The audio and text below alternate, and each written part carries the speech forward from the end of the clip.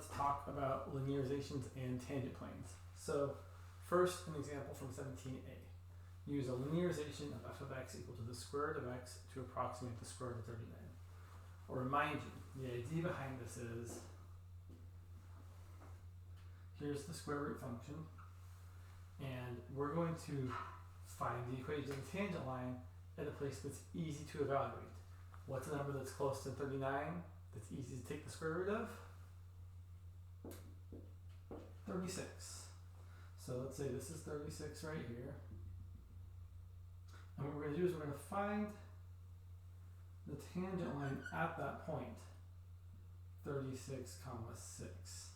And then, to find the square root of 39, well, if I plugged in 39, I would get some value right there, which would come over to be about right there. That would be the actual square root of 9. But instead, what we're going to do is we're going to go up to the linearization, which is a little bit different, and find L of 39, which will be a good approximation.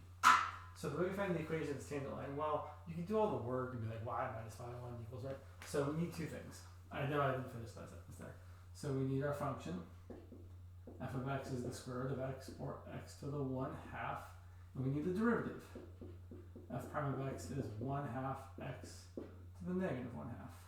If you prefer, you can write this as the square root of x. You can write this as 1 over 2 root x. And then we actually need the function value, which is 6, which we already found, right? So f of 36 is square root of 36, which is 6. And we need f prime of 36 to give us the slope. That's going to be 1 over 2 root 36, which is 1 over 2 times 6, which is 1 over 12. So then you can either be like, okay, y minus y1 equals m times x minus x1, and then solve for y, and you get y equal to y1 equal to y equal to y1 plus m times x minus x1. But the way we usually write this when it's a linearization is instead of y, we write L of x. Instead of y1, we write f of a, which is still the y value. And instead of m, we write f prime of a. And we write x minus, so instead of x1 and y1, we write a and f of a. We write it like that instead. Where a is the nice convenient value that's easy to evaluate. X is the value that, well, it's actually just the function value. So you could find the linearization at any value. We're going to end up plugging in 39 at the end. And hopefully you can see that all right. It looks kind of small on my screen. So here's my linearization. L of x equals f of a plus f prime of a times x minus a. Sorry, a is 36, not 6.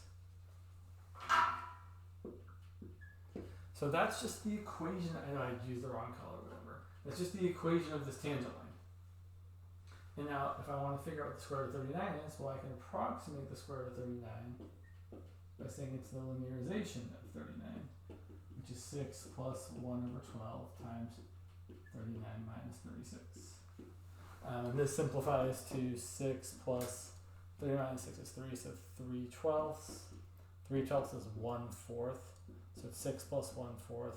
You can either write that as 25/4 or as 6.25. To contrast that, if I look at my calculator here, if I find the square root of 39, I get the square root of 39 because my calculator doesn't want to give me the decimal because this calculator is too smart for its own good.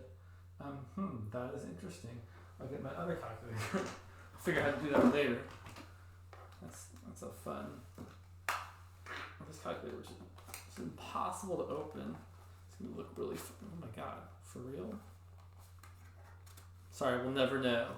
I should say, you all should look on your own. So if I turn this on, square root of 39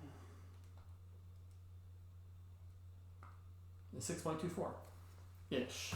So a good approximation. So square root of 39 is actually about 6.24. So this gives us an approximation of the thing we're trying to find. So all we're really doing is extending this idea to 2 dimensions for when we find a linearization of a function of 2 variables or a tangent plane. Right? So we're basically instead of finding just the tangent line, we're going to find the tangent line in the x direction and the tangent line in the y direction, and then plug in the point we actually want to do to find the approximation. So let's look at this other example here. Time is it? Yeah, I'm alright. So we're going to use linearization, which is a tangent plane, of this function f of x y equal to f 5x squared plus y squared to estimate f of 1.05, 2.03. And so here's again the idea. This function, actually we can kind of draw it. This function is a paraboloid. I'm just going to draw something very basic here. And the idea is that, so, right, there's my origin. If this is the y-axis here, and here's the x-axis coming out at us and going away from us, right? Then if I'm at the point 1, 2, so I go 1 for x and 2 for y, so I'm up here kind of like, sorry, this is where the drawing's going to get like a little bit certain. So if x was 1 and y was 2, I get like 7. So I'm saying like maybe up like here. Didn't mean to make that look like it kind of touches there. So this would be the point like say over out 1, over 2, up 7.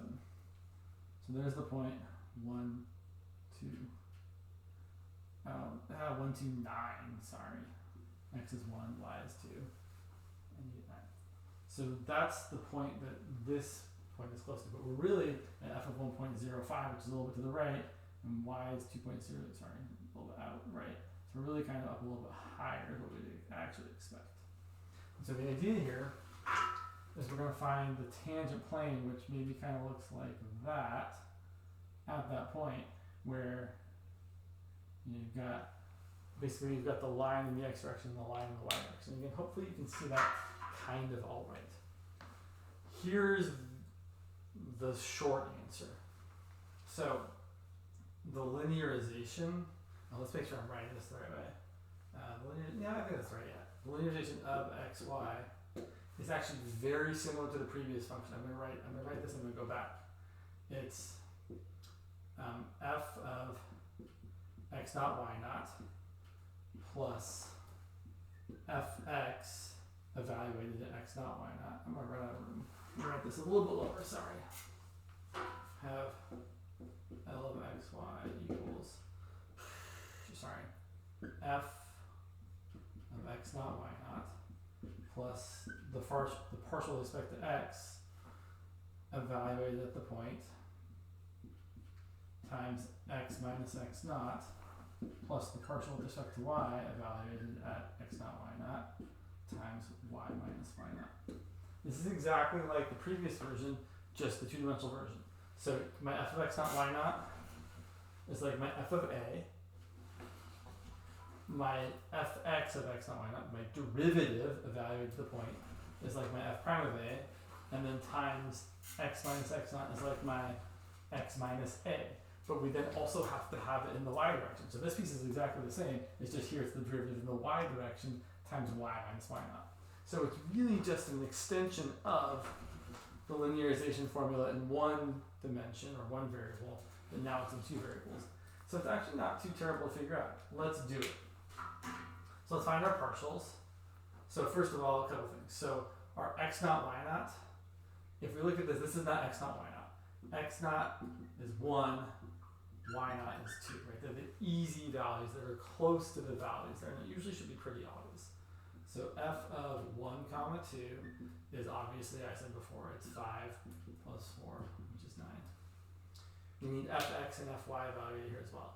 So fx is the partial with respect to x, which is going to be 10x. So fx evaluated at the point 1, 2 is just going to be 10. Fy is going to be 2y. Fy evaluated at the point 1, 2 is going to be, well, I'm plugging in the 2 because I'm plugging in the y, it's going to be 2, which is 4. And then I think that's the whole formula. So here's what my linearization looks like. My linearization at any point xy is f of x naught, y naught, which is f of 1, 2, which is 9, plus fx at x naught, y naught, which was 10, times x minus x naught, and x naught is 1, plus fy, partial with respect to y, which is 4, times y minus the y0 value, which was 2. And then finally, to approximate the function at 1.05 comma 2 point, mother, son of a gun. Sorry, hopefully my screen just started. So my video should be shorter than 10 minutes, otherwise my screen starts to do the, you know what I'm talking about, the screensaver thing? Yeah, screensaver. So to find f of, I should say to approximate f of 1.05 comma 2.03, we're going to plug it into the linearization. Say it's approximately linearization of 1.05 comma 2.03. Then we just plug x equal 1.05 and y equal 2.03. So I'm going to get 9 plus 10 times 1.05 minus 1 is just 0.05 plus 4 times 2.03 minus 2 is just 0.03. So I end up getting 9 plus 10 times 0.05 is 0.5. 4 times 0.03 is 0.12. So you get 9.62. Compared to the actual value, so if you actually plug this in, you get, let's see, so this will work actually, so you get 1.05 squared times 5 plus 2.03 squared, you get 9.6334. So again, a pretty good approximation. All right, I'll end that video there, and hopefully that is helpful. That's a 9.62, by the way. My 6 does not look great. Okay, there we go. Hope that helps.